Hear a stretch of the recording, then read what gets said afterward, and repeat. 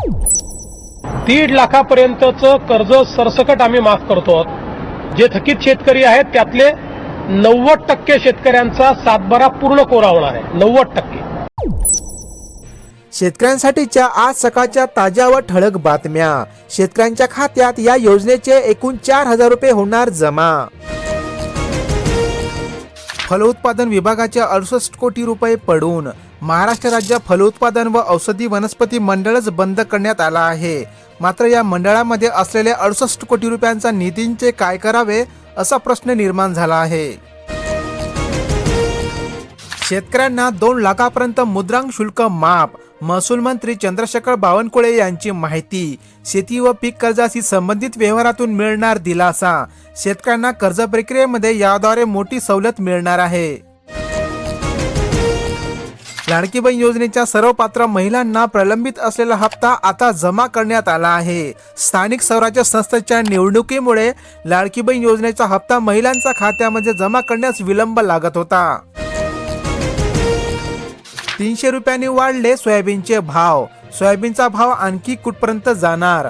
भाववाढीचा फायदा फक्त व्यापाऱ्यांनाच होत आहे। नाफेडची खरेदी 2% झाली असून आणखी सोयाबीनचे दर वाढण्याची शक्यता। 11% आयात शुल्क लागताच कापसाच्या भावामध्ये आला उठाव। 1 जानेवारीपासून केंद्राचे कापसावरील आयात शुल्क 11% लागू केल्याने देशांतर्गत कापसाच्या मागणी वाढली आहे। थंडी गायब, ज्वारीला फायदा, मात्र हरभऱ्यावर अळींचे संकट। 2 दिवसापासून राज्यात ढगाळ वातावरण निर्माण झाले असून त्याद्वारे थंडीचा पारा कमी झाला आहे। त्यामुळे पिकावर विविध कीड रोगाचा प्रादुर्भाव होत आहे। 1466 शेतकऱ्यांना 9.78 कोटींचे अनुदान वाटप, तर 3000 शेतकरी अजूनही अनुदानाच्या प्रतीक्षेत। बीड जिल्ह्यातील कृषी यांत्रिकरणाच्या अभियानाअंतर्गत विविध योजनेचे अनुदान शेतकऱ्यांच्या खात्यावर जमा करण्यात येत आहे। कांद्याच्या रोपाला सोन्याचा भाव, मजूर टंचाई अन खतांची दरवाढ। यावर्षी कांदा लागवडीसाठी रोपांचे दर खूपच वाढले आहे। त्यातच लागवडीसाठी मजूर भेटत नाही व खताचे दर देखील वाढल्याने शेतकरी आला संकटात। ई-केवायसीची मुदत संपली, लाडकी बहीण संभ्रमात। लाडकी बहीण योजनेतील सर्व पात्र महिलांना ई-केवायसी न केल्याने पैसे कायमचे बंद होणार आहे। त्यामुळे अजूनपर्यंत ज्या महिलांनी ई-केवायसी केली नाही त्यांनी फेब्रुवारीपर्यंत ई-केवायसी करणे बंधनकारक आहे। ऊसाच्या आगारामध्ये कांदा लागवड यंदा जोमात। अहमदनगर जिल्ह्यामध्ये 23,217 हेक्टरवर मागच्या वर्षी कांदा लागवड झाली होती। कापूस फरदळीतून शेतकऱ्यांना अतिरिक्त उत्पन्नाची आशा। यावर्षी भरपूर पाऊस झाल्याने जमिनीत ओलावा असून थंडी वाढल्याने वातावरण पिकांना पोषक असल्याकारणाने शेतकऱ्यांना अतिरिक्त 4 क्विंटल कापसाच्या फरदळीतून उत्पन्न होण्याची आशा। जिल्ह्यात 4700 एकरवर बहरतोय विषमुक्त शेती। 54 गटांचा सहभाग।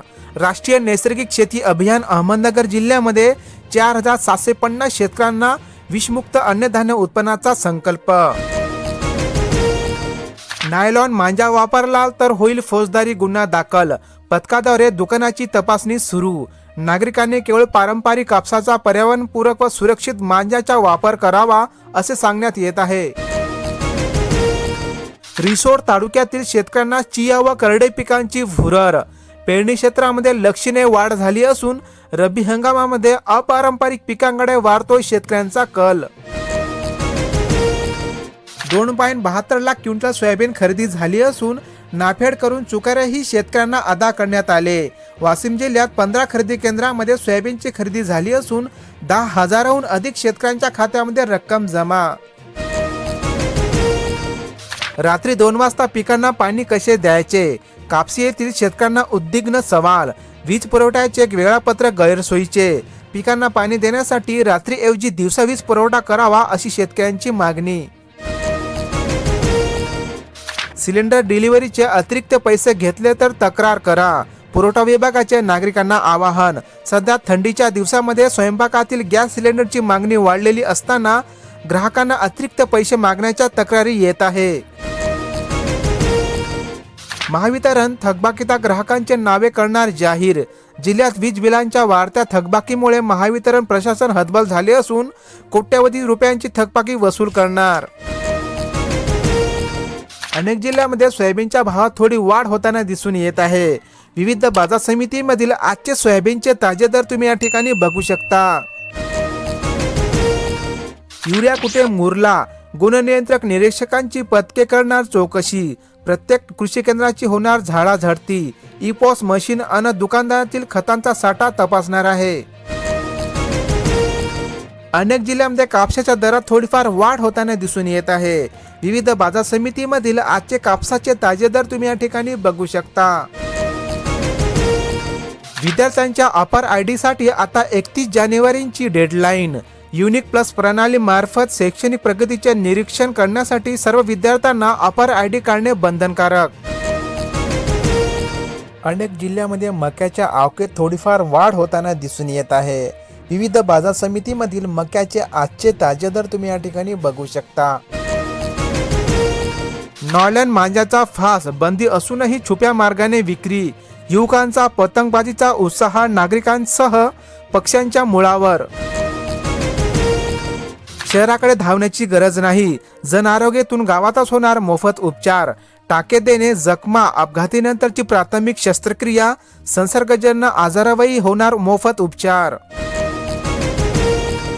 पुणे जिल्ह्यात भुईमुगाची 1000 हेक्टरने होणार लागवड, शेतकऱ्यांना 1500 क्विंटल बियाणे 100% अनुदानावर महामंडळामार्फत देण्यात येणार आहे। ढगाळ वातावरणामुळे रब्बी पिके आली धोक्यात, मागील 2 दिवसापासून राज्यातील अनेक भागामध्ये ढगाळ वातावरण झाले असून हरभरा व गहू पिके यामुळे धोक्यात आले। अनेक जिल्ह्यांमध्ये कांद्याचे दर थोडे वाढलेले असताना दिसत आहे। विविध बाजार समितीमधील आजचे कांद्याचे दर तुम्ही या ठिकाणी बघू शकता। 7000 शेतकऱ्यांना पोकरा योजनेची आहे प्रतीक्षा। हिंगोली जिल्ह्यामध्ये 148 गावामध्ये राबवली जात आहे योजना, 3 टप्प्यामध्ये प्रकल्प सुरू होणार।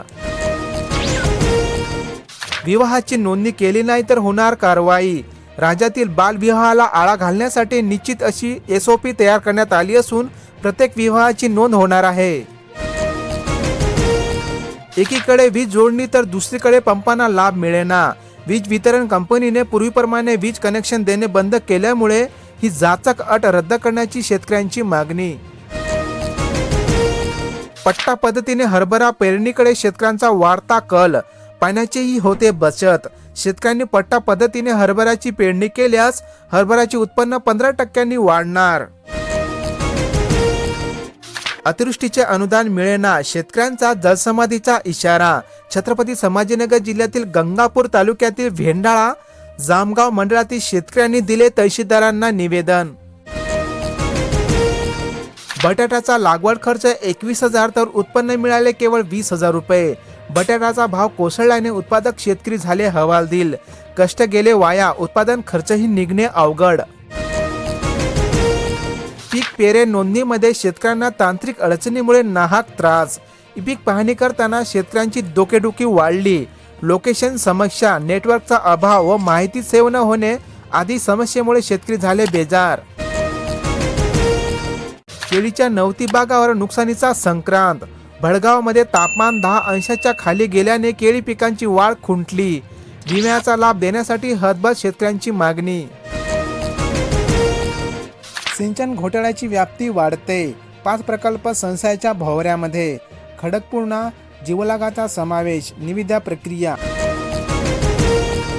आठवड्यातून 1 दिवस अंगणवाडीत, शिक्षण विभागाचा एक नवा प्रयोग, प्राथमिक शाळेतील शिक्षक 1 दिवस अंगणवाडीमध्ये शिकविणार, औपचारिक शिक्षणाची गोडी लागणार। रानडुकराचा धुमाकूळ, पिकांचे नुकसान, रब्बी पिकांचे होणाऱ्या वन्य प्राण्यापासून होणाऱ्या नुकसानीची बंदोबस्त करण्याची शेतकऱ्यांची मागणी। सिगारेट, पान मसाला, तंबाखू उत्पादक कंपन्यांना दणका, 40% कर लागू, सरकारच्या या निर्णयाला तंबाखू उत्पादकांचा होत आहे विरोध। कडाक्याच्या थंडीमुळे नांदेडला केळीची वाढ खुंटली, गहू हरभरा मात्र जोमात, शेतकरी आले चिंतेत, मागील काही दिवसापासून थंडीचा कडाका वाढत आहे। शिक्षक पात्रता परीक्षा केली सक्तीची, शासनाचे आदेश जारी, 2 वर्षात उत्तीर्ण न झाल्यास शिक्षकांना नोकरीच मुकावे लागणार, तसेच कंत्राटी शिक्षकपद भरण्यास शासनाची मान्यता। 5.6 कोटी लोकांनी सोडली सबसिडी. महाराष्ट्र उत्तर प्रदेश आघाडीवर. सरकार गणनेमध्ये मोठे बदल करणार. देशात सबसिडी सोडणारी आघाडीवर राज्य तुम्ही या ठिकाणी बघू शकता. 2025 हे वर्ष सर्वाधिक उष्ण वर्ष. ERA5 नुसार 2025 मध्ये सरासरी तापमानामध्ये झाली वाढ. वाढलेले तापमान विविध वर्षानुसार तुम्ही या ठिकाणी बघू शकता. मनरेगा बचाव मोहीम 8 पासून लागू. कायदा मागे घेण्यास भाग पाडू. या मोहिमेला गाव पातळीपासून ते शहरापर्यंत कार्यक्रमाची मालिका होणार असल्याची माहिती काँग्रेस पक्षाने दिली. आता वृद्धांना मिळणार घरपोच आरोग्य सेवा. बिहार सरकारचा निर्णय, ज्यामध्ये नर्सिंग मदत, होम पॅथॉलॉजी चाचण्या, रक्तदाब तपासणी होणार आहे. राज्यात आठवडाभरात थंडीचा जोर ओसरणार. विदर्भ, मराठवाडा तसेच उत्तर व पश्चिम महाराष्ट्रामध्ये अनेक भागात तापमानामध्ये वाढ होण्याची शक्यता. व्हिडिओला लाईक करा, शेअर करा आणि अशाच प्रकारच्या ताज्या बातम्या पाहण्यासाठी आपल्या या YouTube चॅनलला आता सबस्क्राईब करा. धन्यवाद.